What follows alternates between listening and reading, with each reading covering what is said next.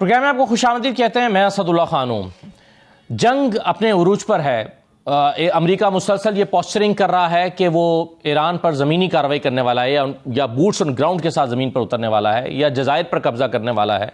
मुसलसल ये अमेरिका की तरफ से पोस्चरिंग हो रही है कि उसके मरीन्स आके बैठ गए हैं, वो नए फ़ौजी लेकर आ गया है इस खत्ते में और वो ईरान की सरजमीन पर उतर जाएगा। अगर ऐसा होता है तो फिर इस खत्ते के हालात क्या से क्या हो जाएंगे। दूसरी तरफ पाकिस्तान समेत कई ममालिक की ये कोशिशें जारी हैं कि वो ऐसा ना होने दे और अमेरिका को ऐसा करने से रोके और इस जंग को ना बढ़ने दे। वज़ीर ख़ारजा इसहाक डार चीन भी चले गए हैं, वहाँ पर भी एक अहम मुलाकात हो रही है। इन मुलाकातों से क्या हासिल हो सकता है? ये मुलाकातें क्या अमेरिका को उसके अज़ाइम से रोकने में कामयाब हो सकती हैं? तो बहुत सारे सवाल इस जंग को लेकर हैं, जिस पर हम प्रोग्राम के एक और हिस्से में बात करेंगे। लेकिन इसी जंग के तनाजुर में पाकिस्तान के जो हालात हैं वो भी काबिल गौर और काबिल ज़िक्र हैं, क्योंकि यहाँ महंगाई बढ़ रही है, पेट्रोलियम मसनूआत की कीमतें बढ़ने का ख़दशा है, इकॉनमी के टारगेट्स जो हैं वो अचीव नहीं हो पा रहे हैं और पाकिस्तान की जो दाखिली सियासत है वो भी अदम इस्तेहकाम से दो चार है।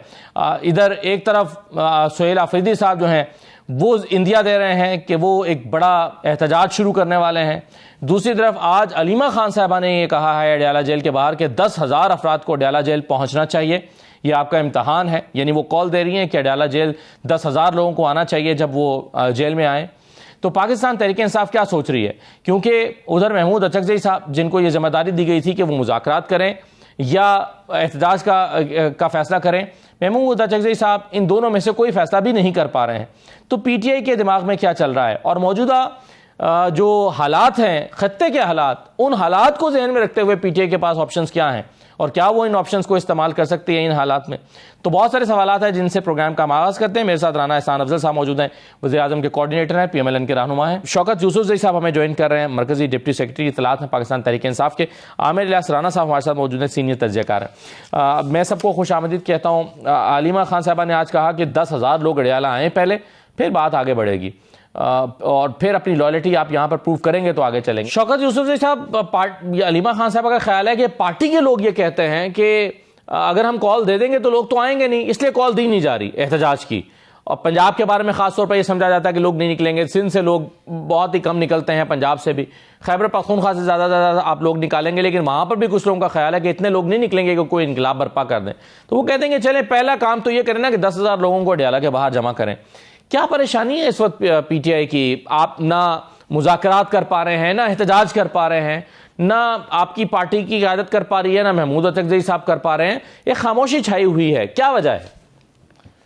बिस्मिल्लाह, बहुत शुक्रिया। देखिए, कुछ चीजें हैं जो बड़ी क्लियर होनी चाहिए। ये बात कहना कि जी लोग नहीं निकलेंगे, ऐसी कोई बात नहीं है। फैसला करना है बिल्कुल। जो अलीमा खान साहिबा ने कहा ना कि लोग 10,000 क्या, लोग इससे ज्यादा निकल सकते हैं अगर लीडरशिप की तरफ से एक प्लान दिया जाए। और देखिए, ये नहीं, ये मैं इसके हक में कभी नहीं हूँ कि आप जाके अडयाला जेल के दरवाजे तोड़ के या उस पर हमला करके या ये चीजें मैं नहीं। मैं एक पॉलिटिकल वर्कर हूँ और हमें एक पॉलिटिकल स्ट्रगल करनी चाहिए। उस स्ट्रगल में चाहे वो 10 बंदे निकले या 10,100 निकले या 10 लाख निकले, ये अवाम के ऊपर होता है। लेकिन पॉलिटिकल पार्टियां जो होती है वो अपना स्ट्रगल नहीं छोड़ती। अब बदकिस्मती है कि अभी तक जो है वो लीडरशिप की तरफ से इस तरह के कोई ठोस चीज सामने नहीं आ रही है, जिसकी वजह से ये चीजें ऐसा लग रहा है कि जैसे मायूसी फैल रही है। तो ये नहीं होना चाहिए। मैं तो खुद इसके हक में हूँ कि एक पुरअमन सियासी जद्दोजहद होनी चाहिए और जो जमहूरियत के दायरे के क्या रिलेक्टेंस है आपकी पार्टी किसी एहतजाज का फैसला, पुरअमन एहतजाज का फैसला नहीं कर पा रही, इसकी क्या वजह है? देखिए, आई डोंट नो क्या वजह हो सकती है, लेकिन होना नहीं चाहिए। मुझे अब थोड़ा सा ये मैं खुद फील कर रहा हूँ कि ये जो समीउल्लाह से कलीमुल्लाह, कलीमुल्लाह से हसन सरदार, ये गेम अब नहीं चलना चाहिए। अगर आपने स्ट्रगल करनी है, हमने कोई लड़ाई मरकजी डिप्टी सेक्रेटरी इत्तलात, अगर आप पार्टी के सीनियर लीडर, अगर आप साबिक वजीर, आप पार्टी के एक बहुत ही सीनियर लीडर के तौर पे अगर आपको समझ नहीं आ रही तो पार्टी में फिर क्या चल रहा है सर? फिर किसको समझ आ रही है? देखिए, बदकिस्मत ये है कि अब जो पॉलिटिकल पार्ट जो कमेटी बनी है उसमें मैं नहीं हूँ सियासी कमेटी में नहीं, वरना मैं वहां खुलकर बात करता। क्योंकि देखिए ये चीजें ऐसी है ना कि इमरान खान इस वक्त मुश्किल में है। हमें देखिए, मैंने पहले भी अर्ज किया कि हम सियासी लोग हैं, हमने कोई लड़ाई तो नहीं करनी है कि जी हम कफन बांध के जाएंगे और लड़ के आएंगे, ऐसा तो नहीं है।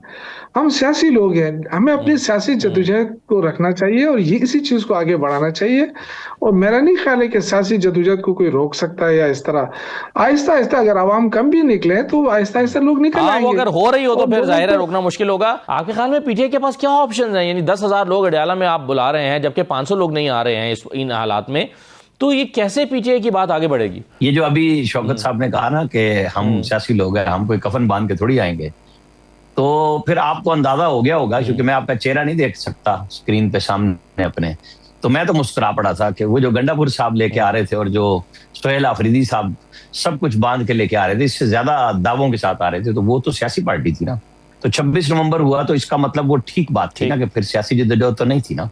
ये तो शौकत साहब ने जो बात कही है कि वो फिर सियासी जद्दोजहद नहीं होती। जब आप कहते हैं कफन बांध के आएंगे और हम ये करेंगे और मरने मारने पे आएंगे, तो फिर सियासत अगर करनी है, मैं समझता हूँ शौकत साहब ने जो बात कही है, इन जैसे लोगों को पीटीआई के अंदर पजीराई भी मिले और वो पार्लियामेंट से आवाज उठाएं और पब्लिक में घुस जाए। मसला क्या हो रहा है पीटीआई के लिए? मैं बार बार कहता हूं कि भाई आप तो हुकूमत की सहूलतकार टीम बने हुए हैं ना, आप बजट में उनको टफ टाइम देते हैं, ना कानून साजी में टफ टाइम देते हैं, ना आप आइन की तरमीम में टफ टाइम देते हैं। अल्लाह के बंदो, बाइकाट करते हो सहूलत करके और निकल जाते हो, गायब हो जाते हो, ना रे मारे तकरीरें की और उसके बाद सब गायब। यह पोजीशन होती है। इनको तो घुटने टिकवा देने चाहिए कि हम एक भी बजट में कटौती की तारीख वापस नहीं लेंगे और हर एक पैनी पे आपको सवाल करेंगे, हर काम में हम आपके सामने खड़े होंगे। एक तो इमरान खान ने चूंकि फैसला कर लिया और अब ये खड़े हुए हैं कि जब हम मिलेंगे तो फिर स्टैंडिंग कमेटियों में वापस आएंगे। तो ये बात तो जो पॉलिटिकल लीडरशिप है, इन सब के कहने की, समझने की और लीडर को भी समझाने वाली बात है कि ठीक है सर, आप कायद हैं, लेकिन जो फैसले हैं वो 2022 जब से आपकी हुकूमत गई है, जितने आप लेके आए, आप खुद चले थे 25 मई 2022 को पेशावर से सवाबी में खड़े रहे कई घंटे, लोगों ने वैगने शैगने लाके खड़ी कर दी, बंदे गायब थे। फिर इस्लामिक टच देते हुए आप वापस हो गए। फिर अडयाला जेल की हकीकत यह है कि अलीमा खान ने कोई आज तो नहीं गई 10,000 बंदे की, वो बेचारी हमशीरा हैं, तीनों आती हैं और हफ्तों से आ रही हैं, महीनों से आ रही हैं। पीटीआई की लीडरशिप गायब है, तस्वीर बनाई चले गए। वर्कर क्या पता लगा जी, एक हफ्ते की ड्यूटी पंजाब वालों की है, एक वैन भर के वो भेज दें, एक हफ्ते की ड्यूटी केपी वालों की है कि वो बंदे भेज दें। और ये सियासी जद्दोजहद इस तरह तो नहीं होती। वो बात बिल्कुल शौकत साहब की 16 आने दुरुस्त है, 10 हो 12 हो। अहमियत यह है कि आपका काज क्या है। क्या आपका काज सोशल मीडिया पे तस्वीरें लगाना है, गपशप करनी है और उसके बाद गायब हो जाना है? नजर तो यही आ रहा है। सोहेल अफरीदी साहब आए और उसके बाद वो भी चले गए। वो कहते थे उठूंगा ही नहीं, लेकिन रात को वो भी चले गए। पॉलिटिकल लीडरशिप कुछ फैसले करती है, उसकी एंड गेम भी बनाती है। मैंने नवाज शरीफ का जो 93 में मोहतरमा बेनजीर भुट्टो मरूमा की जब गवर्नमेंट बनी, तो पहले हफ्ते 2-3 हफ्तों के बाद उन्होंने एक ट्रेन मार्च का ऐलान किया और उनकी ये पंजाब हाउस इस्लामाबाद में मीटिंग थी, वहां सारे और ये वाला नहीं था पंजाब हाउस, एक कोठी में होता था सिर्फ। मलक नईम मरहूम उनके वो 5 प्यारों में शामिल थे। मैं उनके साथ निकला, मैंने कहा क्या फैसला हुआ है? कहेंगे यार ट्रेन मार्च कर रहे हैं। हंस के कहेंगे राणा जी जमीना बेच के आए हैं इलेक्शन लड़ के, ये हूं फिर पैसे लाइए, फिर लड़ाई लड़िए। पॉलिटिकल लोग इस तरह बात करते हैं, वो इधर उधर से टेलीफोन कॉलों पे नहीं बैठे होते कि भाई किस तरह करनी है। और फिर हमने उसको बतौर जर्नलिस्ट मैंने कराची से लेके पेशावर तक ट्रेन मार्च को कवर भी किया। लेकिन ये नहीं था उस वक्त। मरहूम गौर अयूब से मैंने पूछा हुकूमत कितने अरसे चलेगी? ऑप्शन में मौजूद है ना। एक मैं आपको जो सुना रहा हूँ, एक बात जो सुनाने लगा। गौर अयूब को मैंने घर पे इंटरव्यू किया। जी। मैंने कहा ये क्या है? कहेंगे हुकूमत गई, मैंने इंटरव्यू बंद किया, मैं खबरें में था। मैंने कहा क्या है? कहेंगे अगर हम ये भी ना कहें तो हमारे साथ कौन खड़ा होगा? सियासी क़यादत रास्ता देती है, लेकिन ये नहीं करती। जो कफन शफन वाली कहानी है, ये इनके समझने की है। प्लीज आप करें सवाल। हाँ, मेरा सवाल ये था कि चलिए आप एहतजाज अगर सियासी लोग नहीं करना चाहते या नहीं कर सकते, जैसे आप भी कह रहे हैं, तो एक ऑप्शन तो उनके पास मुज़ाकरात का भी मौजूद है ना। उस ऑप्शन की तरफ भी हमने देखा कोई पेशरफ्त हुई नहीं है। महमूद अचकज़ई साहब को तो दोनों ऑप्शन दिए गए थे कि आप चाहें तो फैसला करें एहतजाज का, आप चाहें तो फैसला करें मुज़ाकरात का। लेकिन महमूद अचकज़ई साहब एक तवील खामोशी का शिकार दिखाई देते हैं और ना वो एहतजाज की तरफ आ रहे हैं ना उस पे आ रहे हैं। लेकिन इस सब चीज़ों के बावजूद राना साहब, मुझे राना एहसान साहब के पास से पहले मैं छोटा सा फिक्रा कह दूं फिर। जी कहिए। वो तो आपका ही मैं व्लॉग सुन रहा था, वो तो गाड़ियां मांग रहे हैं, बंदे मांग रहे हैं। महमूद खान अचकज़ई मेरा यही सवाल है ना, क्या करेंगे? अब वो देखें ना, अब वो आप कह रहे हैं कि अपना किरदार अदा नहीं कर पा रहे, आप उनके पास वो कहते हैं जी 16 लोगों का इंटाइटल्ड स्टाफ, लेकिन 4 लोग दिए हुए हैं हमें। तो अब जाहिर है वो 4 लोग होंगे और 16 लोग नहीं होंगे, तो फिर वो कैसे अपोजिशन लीडर के तौर पे काम करेंगे? राणा साहब, ये भी तो मसाइल है ना, आप उनके साथ कोऑपरेट भी नहीं कर रहे। बिस्मिल्लाहिर्रहमानिर्रहीम। देखें असद, बात बड़ी सिंपल है।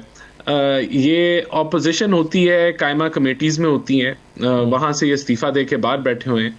अब अगर ऑपोजिशन जो है वो खान साहब से मुलाकात की ऊपर हो रही है और इनका यही अगर किरदार बाकी रह गया है, तो उसके ऊपर तो मैं कमेंट नहीं करना चाहूँगा, क्योंकि वो पाकिस्तान का मसला नहीं है।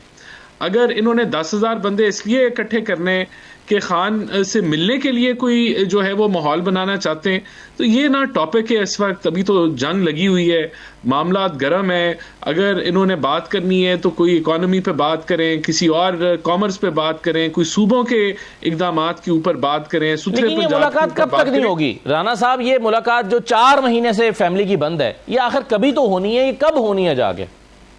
देखिए, ये मुलाकात तब होगी जब इस चीज़ की श्योरिटी होगी कि वो सियासी तौर पे एक्टिव नहीं होंगे। खान साहब जेल से बैठे, उनके बयानात को जो है वो सियासी जो आगे जो डायरेक्शन है उससे उसका तयन पीटीआई नहीं करेगी। ये बड़ी सिंपल सी बात है, और इस चीज़ की इजाज़त हमने देनी नहीं है कि वो जो है अदारों की किरदार कुशी करे उस वक्त जब जंग लगी हुई है, वो अदारों के खिलाफ बातें करे उस वक्त जब एक दहशत गर्दी से हम निपट रहे हैं। तो ये तो इसमें तो क्लैरिटी है। बाकी देखें, ये टॉपिक नहीं है, ये इसको ऑपोजिशन ने कोई अगर मुल्की एजेंडे के ऊपर कोई तनकीद की है नहीं, कल तो देखिए ना, आप कह रहे हैं टॉपिक नहीं है। कल सोहेल आफरीदी साहब ने प्रेस कॉन्फ्रेंस की और उन्होंने कहा कि अब आप मेरा जनाजा ही पढ़ेंगे आके।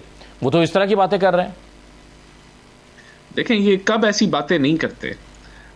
उससे पहले जो चीफ मिनिस्टर थे वो कैसी बातें करते थे।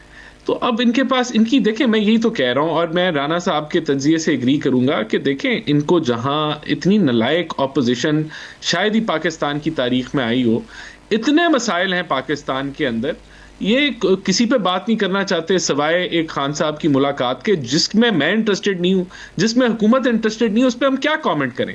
उस पर क्या रोज हर दूसरे दिन चौथे दिन ये सब्जेक्ट आ जाता है? उस पर कोई नई चीज तो नहीं है। अगर यही इनकी सियासत है तो उसमें हम तो नहीं इंटरेस्टेड कि हम इसके ऊपर तज्जिए करें, इसके ऊपर बात करें कि भाई क्या होगा, कैसे होगा। ऑपोजिशन अगर होती है, कायमा कमेटियों में होती है, कोई मुल्की एजेंडे पे होती है, ये टॉपिक जो है ये एक्सपायर हो चुका है। सही है। शौकत साहब, अब मसला ये है कि आप, जैसे कि अभी जिक्र भी हुआ कि आपने इख्तियार दिया था महमूद अचकज़ई साहब को और लामा राजा नासिर अब्बास को, उन्होंने फैसला करना था कि एहतजाज का रास्ता लेना है, बतौर ऑपोजिशन टफ टाइम देना है हुकूमत को, या मुज़ाकरात का रास्ता लेना है। दोनों में से कोई रास्ता भी नहीं लेना, ये तीसरा ऑप्शन तो था ही नहीं, और तीसरा ऑप्शन आपने इख्तियार कर लिया है, कोई रास्ता भी नहीं लिया। देखिए, राना अफजल साहब की बातें जो है ना बिल्कुल गैर सियासी हैं। ये सियासी लोग नहीं है, ये तो साबित हुआ है। ये सियासी लोग होते तो सियासी बात क्यों नहीं करें? आप पूरे दुनिया के लिए जंग रुकवाने के लिए जा रहे हैं, लेकिन अपना हाल आपका ये है कि आपकी मईशत डूब रही है, आपको इसकी परवाह नहीं है। मईशत क्यों डूब रही है? कि सियासी इस्तेकाम नहीं है, आपको इसकी परवाह नहीं है, इसलिए कि आप ऊपर से आए हैं ना। अगर अवामी सतह पे आना होता तो फिर अवाम की पजीराई लेते, अब अवाम को रिलीफ देते, फिर आपको पता होता कि अवाम आपसे खुश है या ना खुश है, या जो आप जो कुछ कर रहे हैं इससे अवाम को कोई फायदा होना भी चाहिए था ना। आप इतनी बड़ी जंग रुकवाने जा रहे हैं, आप इतनी बड़ी उसका क्रेडिट लेने की कोशिश कर रहे हैं, लेकिन क्या आप 1 रुपए का फायदा पाकिस्तान को भी दे रहे हैं? क्या आप अमेरिका ईरान की जंग रोकने के बाद क्या अमेरिका इस बात पे कायल है कि आप ईरान से गैस और तेल सस्ता ले सकते हैं? पाकिस्तान को तो आपसे आप कोई एक फायदा नहीं पहुंचा सकते। ये तो आप जो कुछ कर रहे हैं किसी के कहने पे कर रहे हैं। ये जो आपके आने जानिया है ना, ये सबको पता है। क्या अमेरिका की दोस्ती हमने, अमेरिका का राब्ता हमने 65 में नहीं कराया था अयूब खान ने रूस के साथ? 71 में क्या चीन के साथ नहीं कराया था भुट्टो साहब ने एक बात 71-72 में? उसके बाद क्या ज़िया-उल-हक ने अफगानिस्तान के साथ नहीं कराया था अफगानिस्तान के मामले के ऊपर? जो तो अमेरिका तो जब भी चाहे हमें इस्तेमाल कर सकता है। क्या आपकी हुकूमत इसलिए गई? आप कहते हैं कि आपकी हुकूमत इसलिए गई कि आप रूस चले गए थे, मगर आप क्या, शौकत साहब आप कहते हैं ना कि आपकी हुकूमत इसलिए चली गई कि आप रूस गए थे। आप क्या चाहते हैं कि शहबाज शरीफ की हुकूमत भी चली जाए, वो रूस चले जाए? नहीं, मैं नहीं कह रहा हूँ। मैं ये कह रहा हूँ कि इनको फिक्र होनी चाहिए पाकिस्तान की। अगर रूस गए थे तो क्यों गए थे? जाहिर है किसी मकसद के लिए गए थे ना। हम चाहते थे कि हम किसी के गुलाम न रहे। अगर रूस हमें सस्ता तेल देता है तो हम वहां से खरीदना चाहिए, सस्ती गंदम देता है वहां से खरीदनी चाहिए। पाकिस्तान का भी सोचे ना। और इन हालात से, जब इस तरह के हालात होते हैं ना, तो हर मुल्क अपने मफादात को देखता है। तो हमें हमें इस मुल्क को, आवाम को क्या मिलेगा? आप तो मैं यही कह रहे हैं ना कि जी बस आपने 100 रुपए लेवी से 55 रुपए और महंगा कर दिया, तो ये तो आप आवाम के जेबों पे डाके तो आप डाल रहे हैं। आपको आवाम की फिक्र भी नहीं है। आपका ये टॉपिक ही नहीं रहा अभी। तो आप ये तो ना कहें ना कि इमरान खान अगर जेल में है तो ये टॉपिक हमारा नहीं है। देखिए आज भी उनको इंसाफ नहीं मिल रहा है। आज भी उनका जो सजा मुअत्तली का केस है वो दोबारा रीओपन हो रहा है। फिर मतलब ये कैसी अदालतें हैं? और ये क्या हो रहा है कि 1.5 साल बाद आप इंसाफ देने के बजाय उल्टा जो है ना इंसाफ छीन रहे हैं। तो क्या मसला तो है, आप बात तो करें, लेकिन ये हमारी कुछ करना है, हमारी पहले अगर राना एहसान साहब आप पहले जवाब देते, फिर मैं आमिर साहब का तज्जिया लेता हूं। एक मिनट असद भाई, मैं अपनी कमजोरियों को बिल्कुल मान रहा हूँ। हमें एक पॉलिटिकल पार्टी के तौर पे हमें असेंबली में भी अपना रोल अदा करना है। और हमें बाकायदा तौर पे अगर सियासी तहरीक चलानी है तो क्या इससे पहले तहरीकें नहीं चलनी है? हमें एक सियासी तहरीक का फौरन ऐलान करना चाहिए, बजाय इसके कि हम इधर से उधर देखें, उधर से इधर देखें, या महमूद खान अचंजरी की तरफ देखें या किसी और की तरफ देखें। हमारी लीडरशिप है, उनमें इतनी जरूरत होनी चाहिए कि वो अपने फैसले खुद करें। और एक पॉलिटिकल पुरअमन, ये नहीं कि आप किसी के वर्करों को जाके लड़ाएं कि जी लड़े, लड़ने वालने वाली बात नहीं है। हम पॉलिटिकल वर्कर हैं, ये हमारा हक बनता है कि पुरअमन एहतजाज हम करें और अपने लीडर के लिए आवाज उठाएं। ठीक, हक बनता है, लेकिन आप अपने इस हक को इस्तेमाल ही नहीं कर रहे ना। सवाल तो ये उठ रहा है आपके ऊपर कि आपका हक है लेकिन आप इस हक को इस्तेमाल नहीं कर रहे। आप कह रहे हैं पूरा एहतजाज हमारा हक है लेकिन हम नहीं करते, जाओ जो करना है करो। मसला ये असद भाई, यही तो प्रॉब्लम है कि हम तो पॉलिटिकल कमेटी से बाहर हैं। और जब इमरान खान से मुलाकात हो भी नहीं रही कि हम जाके उनसे कहें कि जी ये मसाइल हैं। सर पॉलिटिकल कमेटी में भी क्या हो रहा है ये आपको अच्छी तरह पता है ये। और देखिए मैं तो देखिए मेरी बात सुने असद भाई, मैं एक पॉलिटिकल वर्कर हूँ, अदना सा वर्कर हूँ। मुझे अल्लाह की इस चीज की फिक्र है कि मुझे कल कहें कि जी आप ओहदा छोड़ दे, मैं छोड़ देता हूँ। मुझे ओहदे शुरू की परवाह नहीं है, ना पहले थी ना अब है, ना इनसे कुछ मांग रहा हूँ। लेकिन जो कुछ हो रहा है वो तारीख इंसाफ को नुकसान पहुंच रहा है। आप भड़के ना मारे, आप एक तहरीक का ऐलान करें, पुरअमन तहरीक का ऐलान करें। हमारी कमजोरियां अपनी जगह, लेकिन इसका मतलब ये नहीं है कि आपकी परफॉर्मेंस बहुत अच्छी हो गई है। आपकी परफॉर्मेंस खराब है, इकोनॉमी डूब रही है। अब तेल की कीमतों के मामले में आपने उस वक्त कहा था कि जी 10 रुपए इमरान खान ने अपने अगर लोगों को रिलीफ दिया था, सब्सिडी दी थी, तो IMF नाराज हो गया था। अब आज आप 200 रुपया रिलीफ दे रहे हैं लोगों को और IMF आपसे नाराज नहीं है, लेकिन उसका इम्पैक्ट मईशत के ऊपर आएगा। तो आपकी यानी आपकी अपोजिशन के कमजोर होने का फायदा आपको ये तो हो रहा है कि आपकी हुकूमत चल रही है, लेकिन इकोनॉमी आप नहीं चला पाए, मुल्क के हालात ठीक नहीं कर पाए। देखिए दुनिया में इस वक्त जंग लगी हुई है, पूरी दुनिया परेशान है। हम कोई दुनिया से अलग नहीं बैठे और उन मामलात को हुकूमत जो है वो बिल्कुल फ्रंट फुट पे जो है वो उनको डील कर रही है। ना सिर्फ हम इस जंग ख़त्म कराने के ऊपर एक किरदार अदा कर रहे हैं, बल्कि हमने जो है बगैर कोई अजाफी कर्जा जो है या सर्कुलर डेट पेट्रोल की सब्सिडी पे बनाए हुए हमने PSDP को कट लगा के हम जो है वो इस मामले को डील करने की कोशिश कर रहे हैं। और इसमें कोई शक नहीं है कि ये लॉन्ग टर्म अगर चला तो हमारे लिए सब्सिडाइज करना मुमकिन नहीं होगा। तो ये हम इसी उम्मीद में हैं कि ये बर वक्त ये चीज़ें रिजॉल्व हो जाए, वरना ये मुश्किल हो जाएगा इस सब्सिडी को होल्ड करना। लेकिन हम चीज़ों को मैनेज कर रहे हैं, हम कोशिश कर रहे हैं कि अगर खुदा न खास्ता अगर बढ़ानी पड़ जाती कीमतें फौरी, अभी अगर हमें ज़्यादा बढ़ानी पड़ जाती तो जाहिर सी बात है सूद की शरह ऊपर जाती, उससे फिर फिस्कल डेफिसिट बढ़ता, एक अवाम भी पिस जाती और फिर एक महंगाई की लहर आती। तो वो उसको भी मैनेज कर रहे हैं हम लोग और कोशिश कर रहे हैं कि कोई सर्कुलर डेट नया कर्जा हमें ना लेना पड़े इसको सब्सिडाइज करने। लेकिन जो मैनेज कर रहे हैं आप कर रहे हैं। एक छोटा सा ब्रेक ले लेते हैं प्रोग्राम में, ब्रेक के बाद वापस आते हैं।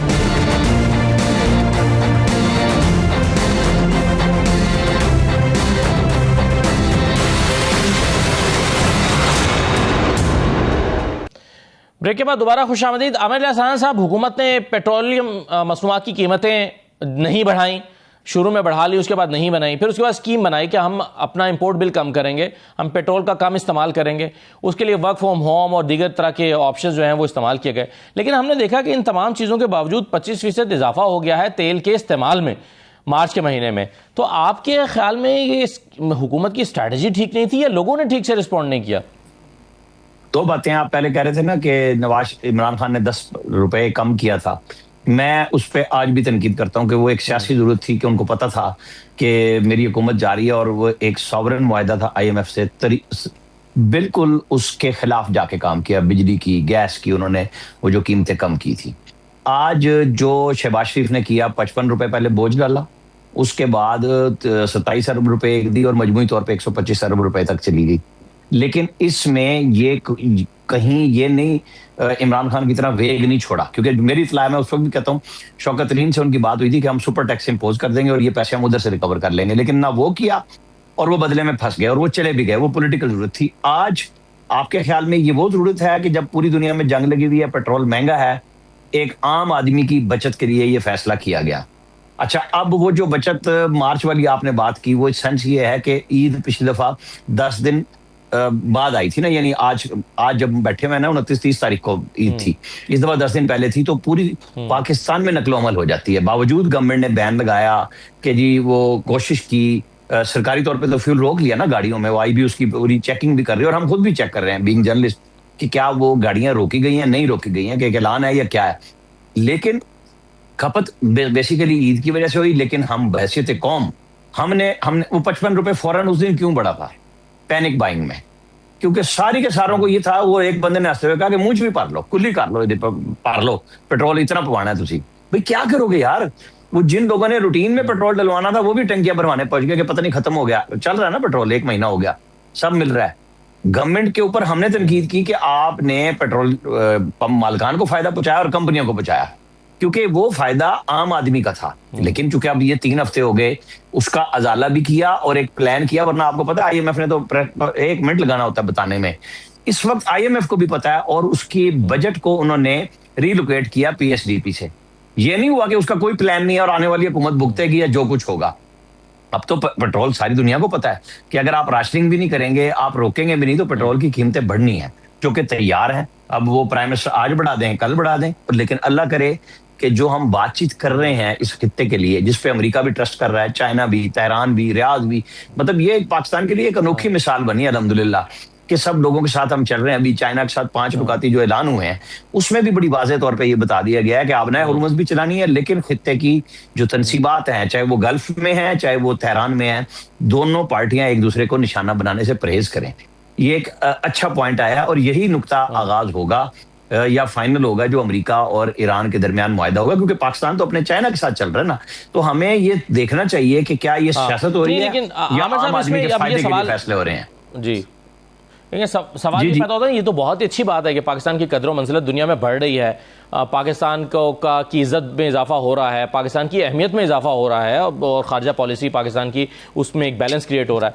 लेकिन उसका पाकिस्तान को यानी उसका कोई फ़ायदा एक्सपोर्ट्स की शक्ल में, बिज़नेस के टर्म्स में, इकोनॉमी की सूरत में किसी सूरत में नहीं हो रहा। हमने देखा कि पाकिस्तान की जो एक्सपोर्ट्स गिर गई हैं, यानी पिछले जब से ये हुकूमत आई है इसने अपनी खारजा पॉलिसी को बहुत अच्छा किया, लेकिन एक्सपोर्ट्स गिर गई हैं। खारजा पॉलिसी बहुत अच्छी हुई है, लेकिन फॉरेन डायरेक्ट इन्वेस्टमेंट जो है अपनी लोएस्ट सतह पे चली गई है। तो पाकिस्तान उसका फ़ायदा हासिल क्यों नहीं कर पा रहा? देखें, ये सवाल है और बड़ा ज़रूरी है, लेकिन जो दहशतगर्दी की लहर जिन मुल्कों ने मिल के दोस्त और दुश्मन ने चलाई है, वो अब हमने अफगानिस्तान की तसल्ली की है ना, तो काफी हद तक उसमें अजाला हुआ है, उनको आराम भी आया हुआ है। और अब हम जो जिसकी बात कर रहे हैं, देखें ना, छू मंतर पे आज के दिन में मेरी भी और आपकी भी ख्वाहिश है कि अल्लाह जिन मुल्कों के लिए हम काम कर रहे हैं वो हमारे पास इन्वेस्टमेंट करें, पैसे लाएं, डॉलर लाएं। ये आराम आदमी की ख्वाहिश हो गई है ना पाकिस्तान के अंदर, आराम उसमें तसाहुल में हम लगे हुए हैं कि बस आ जाएंगे और हम चल देंगे, क्योंकि हम इसी अफीम और चर्च पे चलते रहे। इमरान खान साहब जब तक इक़्तिदार में नहीं आए थे, तकरीर यही करते थे ना कि ये खा गए कर्जे लेके, रोजाना इतने की करप्शन होती है। और जब खुद कर्जे लेने गए, चाहे वो सियासी खुदकुशी करने की बात थी या खुदकुशी करने की बात थी, मुझे इतना अच्छा पैकेज मिला है, मुझे इतना अच्छा अरब से पैकेज मिला है, मुझे फलां जगह से मिला है, लफ्ज बदल दिया, कर्जे तो सारे मांगते रहे, फिरते रहे। हमारी तरजीहात पे आज हम हतमी तौर पे खड़े हुए हैं कि हम किसी के जेरे नगी नहीं है, बल्कि हम सबके साथ मिलकर बात कर रहे हैं। हमें होप करनी चाहिए कि इस जंग का एंड हमारे हाथों, हमारी मेजबानी में हो, तो फिर इंशाअल्लाह ताला यहाँ पे अभी जो सुहेल अफरीदी की बात कल अता तारड़ ने भी की कि बहुत अच्छी तजावीज दी, सियासत भी लड़ाई लड़े, अपने लीडर के लिए लड़े, जो पाकिस्तान में इन्वेस्टमेंट नहीं, इस तरफ भी जाना। यही मैं कह रहा हूँ कि हम उस बात को चलाते रहें, लेकिन इसी से हमें रास्ता मिलेगा, ये जो अब हम जंगबंदी की तरफ जा रहे हैं। क्योंकि अगर ये जंग बंद ना हुई, आप इन्वेस्टमेंट लाए भी होते तो डूब गई होती। अब आएगी कैसे? उनको तो अपनी पड़ गई लाले जिनसे हम लेके आना चाह रहे थे। अब ओवरसीज पाकिस्तानी को भी समझ आ रही है कि भाई जो सारे दुबई भाग गए थे, क्या बना? पता करें जरा रेट शेट कहाँ है आजकल, हालात क्या बने हुए हैं। अपना मुल्क अपना ही मुल्क होता है, मेरे ख्याल में इधर ही आएंगे अब। सही है। शौकत साहब, राना एहसान साहब ने 3 मरतबा अपनी गुफ्तगू में कहा कि भाई दुनिया में जंग लगी हुई है, उसके असरात हमारे ऊपर आ रहे हैं, और आप उन पर तनकीद कर रहे हैं कि इकॉनमी डूब रही है। तो आपका नहीं ख्याल कि सर जंग के हालात में तो फिर इसी किस्म के मसाइल होते हैं जो हुकूमत को सामना करना पड़ रहे हैं इस वक्त? देखें, ये तो ऐसे तनकीद बराए तनकीद हो जाएगी, लेकिन हकीकत तो ये है कि जंग से बहुत पहले हमारी इकानमी गिर गई थी, और जंग से बहुत पहले हमारी एक्सपोर्ट गिर गई थी, जंग से बहुत पहले 150 के करीब कारखाने बंद हो गए थे। तो ये चीजें तो हैं, मतलब महंगाई कोई आज की बात तो नहीं है कि जंग शुरू हो गई तो महंगाई। देखिए, इस मुल्क के अवाम ने हर दौर में मुश्किल वक्त भी देखा है और उसको सहा भी है, लेकिन कब तक? कोई एंड भी तो बताए ना।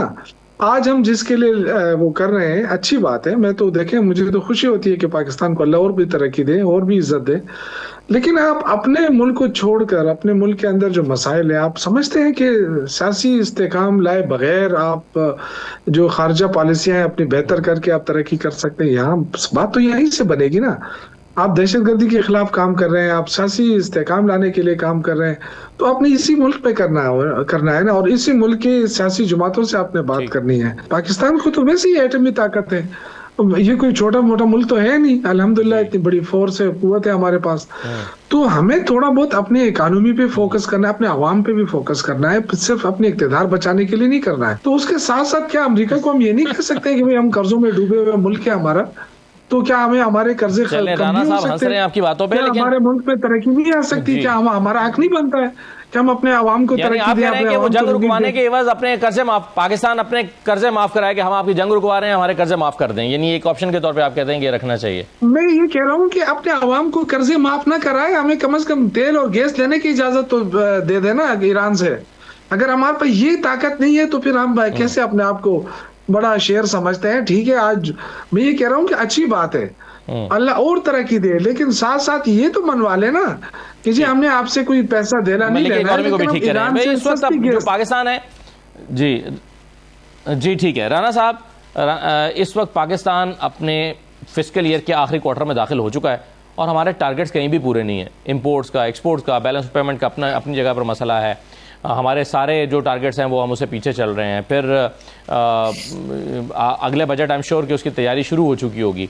तो जंग के हालात में और मौजूदा सिचुएशन में एक टफ बजट होगा अगला फिर?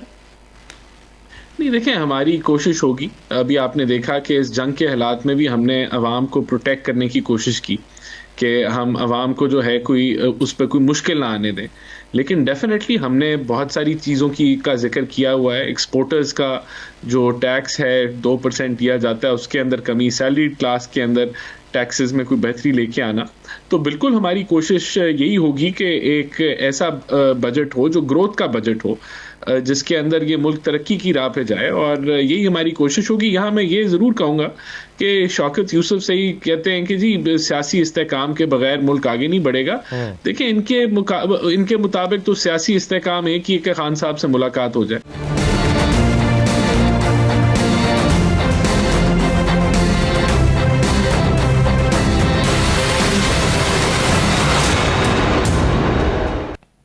ब्रेक के बाद आपको दोबारा खुशामदीद कहते हैं। अमेरिका मुसलसल ये पोस्टरिंग कर रहा है कि वो ईरान पर हमले के लिए तैयार है, ईरान पर ज़मीनी हमले के लिए तैयार है, या ऑन ग्राउंड आने के लिए तैयार है, या जिसे आप बूट्स ऑन ग्राउंड कहते हैं, ज़मीनी कार्रवाई। तो ये मुसलसल पोस्टरिंग हो रही है। 3500 मरीन्स जो हैं वो भी आकर बैठ गए हैं।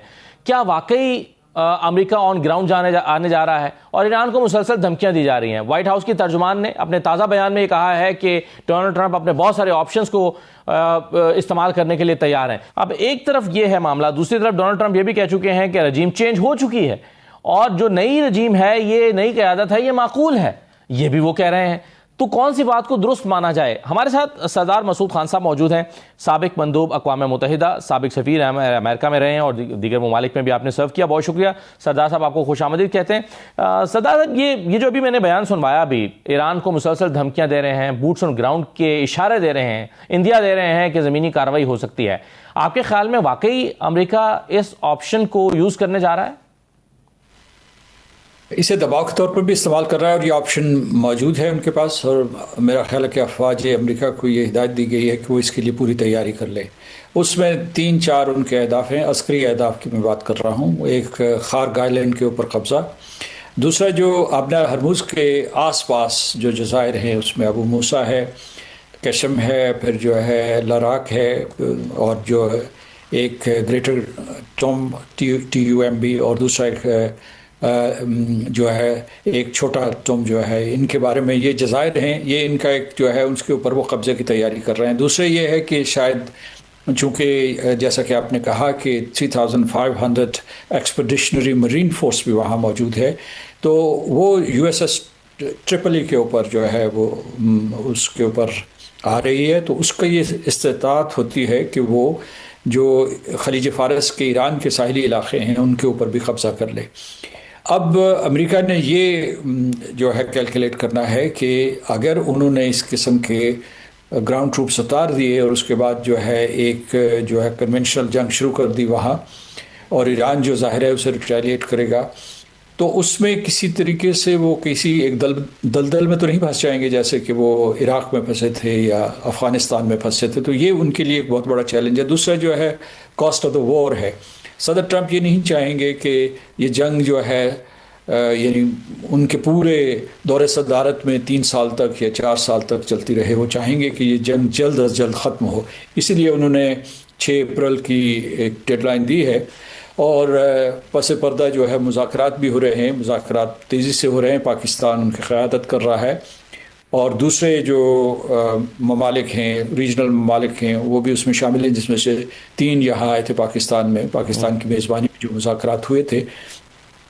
तो जैसा कि आपने कहा, ये दोनों चीज़ें हो रही हैं। इधर एक एतबार से ईरान का कहना, ये ईरान के बारे में ये कहना पड़ेगा कि उनके जितने भी बयानात हैं वो एक किस्म के कंसिस्टेंट हैं, और उन्होंने अभी भी जो अमेरिका की शराइत थी उनको कहा कि वो एक्सेसिव हैं और अनरीजनेबल हैं और लॉजिकल नहीं हैं। उन्होंने अपनी जो है बॉटम लाइन भी बता दी है कि क्या है। तो वो इसमें ज़्यादा हेर फेर नहीं करते, लेकिन अमेरिका की तरफ से जो भी बयानात आ रहे हैं, ख़ुद सदर ट्रंप के बयानात में तजाद होता है, और उसके बाद जो उनके मुआविनीन हैं, मिसाल के तौर पर जिनका आपने जिक्र किया, या वो मतलब जो उनके मार्को रूबियो हैं, जो उनके वज़ीर ख़ारजा हैं, या उनके जो वज़ीर दिफा हैं, इन सब के बयानात को, या वाइस प्रेसिडेंट JD वैंस हैं, तो उसमें कोई कुछ उतार चढ़ाव, कुछ तजाद नज़र आता है, उसमें कुछ इख्तलाफ नज़र आता है। ख़ुद सदर ट्रंप के बयानात में भी जो है ये एक किस्म के उनमें तब्दीली आती रहती है। सही। तो सरदार साहब, ये स्ट्रेट ऑफ हॉर्मुज़ ज़ाहिर है एक बड़ा मसला बना हुआ है, तो स्ट्रेट ऑफ हॉर्मुज़ को खुलवाने के लिए ताकत का इस्तेमाल ना करना, डोनाल्ड ट्रंप ऐसा क्यों कर रहे हैं? यानी वो क्या ताकत का इस्तेमाल करना नहीं चाहते जिससे उनको लगता है कि जंग बढ़ जाएगी, या उनके ख्याल में उनका भी नुकसान होगा और ईरान रिटेलिएट करेगा? क्या वजह है कि वो फौजी ताकत को इस्तेमाल नहीं कर रहे हैं स्ट्रेट ऑफ हॉर्मुज़ को खुलवाने के लिए?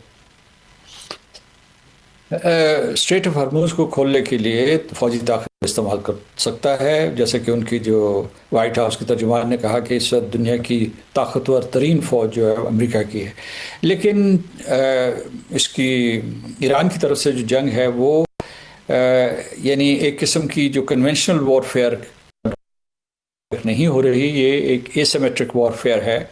यानी अगर वो इसके ऊपर जो है पूरी की पूरी क़ुव्वत लगा देता है, मतलब एब्राहम लिंकन जो उनका एयरक्राफ्ट कैरियर था उसको इसके करीब नहीं लाए, इसी तरीके से जेरल्ड फोर्ड को करीब नहीं लाए, इनके पास एक और बहरी बेड़ा मौजूद है निमेट्स, उसको करीब नहीं लाए।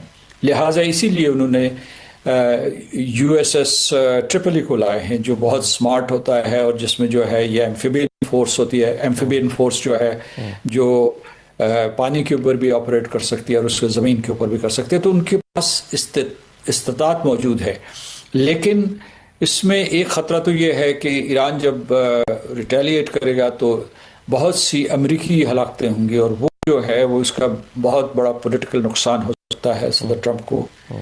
खुद अपनी कंस्टिट्यूंसीज में, मेगा कंस्टिट्यूंसी में, वैसे भी वहाँ लोग जो है आजकल भिपरे हुए हैं और वहाँ एहतजाज भी हो रहे हैं, और फिर वो ये भी कह रहे हैं कि सदर ट्रंप तो जंगें रुकवाने के लिए आए थे और अमेरिका के ऊपर तवज्जो देने के लिए आए थे, तो वो कैसे फिर जो है अमेरिका को अपना पैसा खर्च करके, बेतहाशा पैसा खर्च करके इस तरीके से ऐसी जंग में झोंक रहे हैं जिससे अमेरिका के लोगों को कोई फ़ायदा नहीं है। अभी जो है उन्होंने $200 बिलियन का एक बिल पेश किया है इस जंग के लिए, इजाफी जो उनका डिफेंस का बजट है उससे इजाफी। तो उसके जो है वहाँ के जो डेमोक्रेट्स हैं वो ये बता रहे हैं कि उसमें से हेल्थ के लिए जो मुख्तस रकम है उसमें से निकाले जाएंगे।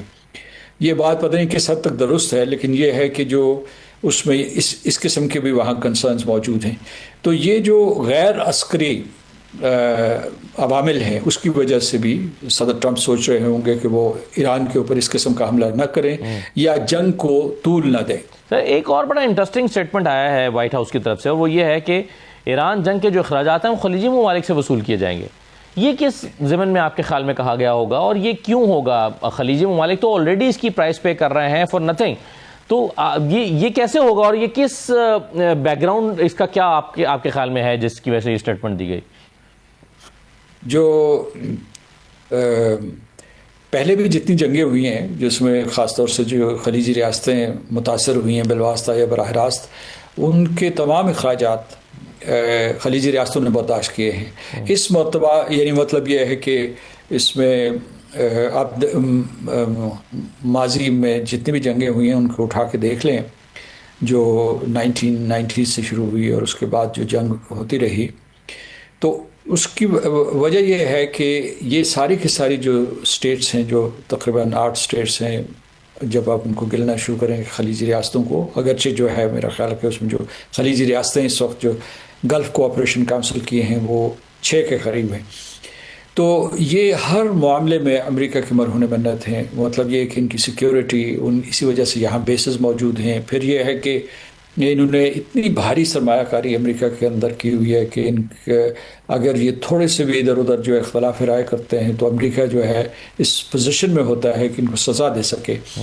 लिहाजा ये एक किस्म के मजबूर हैं इस सिलसिले में। यानी अगर वो अंदरून खाना इस सिलसिले में जो है कोई एहतजाज भी करते रहे हों तो वो अमेरिका को ना नहीं कह सकेंगे, और उनके लिए कम रकम होगी। जब सदर ट्रंप ने अपनी सदारत संभालने के बाद खलीजी रियासतों का दौरा किया था तो इन्हीं ममालिक ने उनको बहुत कीमती तहफ़ दिए थे, यानी सरमाकारी की शक्ल में या वैसे जो उनके जो और कई ज़राए से उनको जो बहुत से फ़वाइद पहुँचाने की कोशिश की थी, बल्कि फ़वाइद दिए।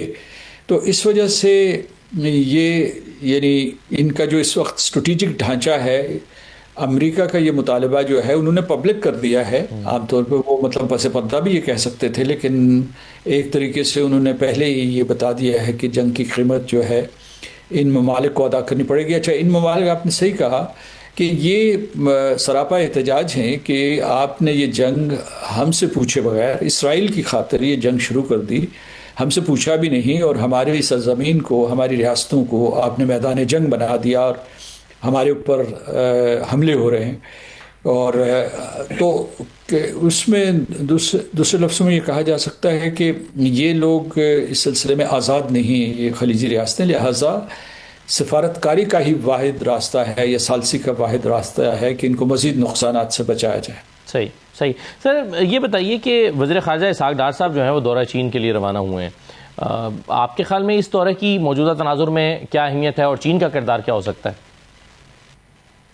मुज़ाकराती अमल शुरू होने से पहले चीन ने पाकिस्तान की खुलकर हिमायत कर दी थी, और उसके बाद जो है यहाँ 4 वज़राए ख़ारजा जमा हुए और उन्होंने इलाक़ाई सतह पर इत्तफ़ाक़ राय किया कि किस तरीके से तेहरान और अमेरिका के दरमियान मामला तय करें और जंग बंद करवाएं। लेकिन तेहरान अपने आप को गैर महफूज महसूस कर रहा है। वो ये समझता है कि अगर फ़र्ज़ कीजिए हमने जंग बंदी करनी है, अमेरिका के साथ कोई मुआहदा करना है, तो ज़ामिन मौजूद होने चाहिए, चीन होना चाहिए, रूस होना चाहिए, और साथ मगरबी ममालिक भी होने चाहिए, सिक्योरिटी काउंसिल के दूसरे मेंबर भी होने चाहिए, क्योंकि वो अमेरिका के ऊपर एतबार नहीं कर रहे हैं दो तरफा सतह पे या बायलैटरल सतह पे, इस वजह से कि आपको पता है कि पिछले साल जून में और इस साल फरवरी में वो अमेरिका के साथ मुज़ाकराती अमल के साथ इंगेज थे, लेकिन उस वक्त अमेरिका ने ये यक दोनों मरतबा फ़ैसला किया कि इसराइल के कहने के ऊपर वो ईरान के ऊपर हमला करें। पिछली दफ़ा तो खैर अलग अलग उन्होंने हमला किया था, लेकिन इस मरतबा मुश्तरका हमला किया है, तो वो फिर अमेरिका के ऊपर एतबार नहीं कर सकते। दूसरा ये भी एतबार करना उनके लिए बहुत मुश्किल है कि अगर आज मुआहिदा हो जाता है तो कोई मुस्तक़बिल की अमेरिकी इंतज़ामिया उससे पीछे हट जाए, जैसे सदर ट्रंप 2018 में पीछे हटे थे। बहुत शुक्रिया सरदार साहब, बहुत शुक्रिया प्रोग्राम में शिरकत करने के लिए। सरदार मसूद खान साहब हमारे साथ मौजूद थे। आपने देखा कि सूरत हाल इस वक्त खत्ते में क्या है। अमेरिका निकलना तो चाहता है जंग से, लेकिन वो अपनी फेस सेविंग भी चाहता है और उसके लिए ये ऑप्शन भी वो इस्तेमाल कर सकता है कि वो ईरान के किसी जजीरे पर कब्ज़ा कर ले या अपनी फ़ौजें उतार दे। तो ये तमाम ऑप्शंस जो हैं उसके सामने मौजूद हैं और ये ख़दशात भी बाकी हैं, जबकि पाकिस्तान समेत कई ममालिक ये कोशिश कर रहे हैं कि नौबत यहाँ तक ना पहुँचे। क्या सूरत हाल बनती है आइंदे दिनों में पता चलेगा। ये आज का प्रोग्राम था, इजाज़त दीजिए, अल्लाह हाफ़िज़।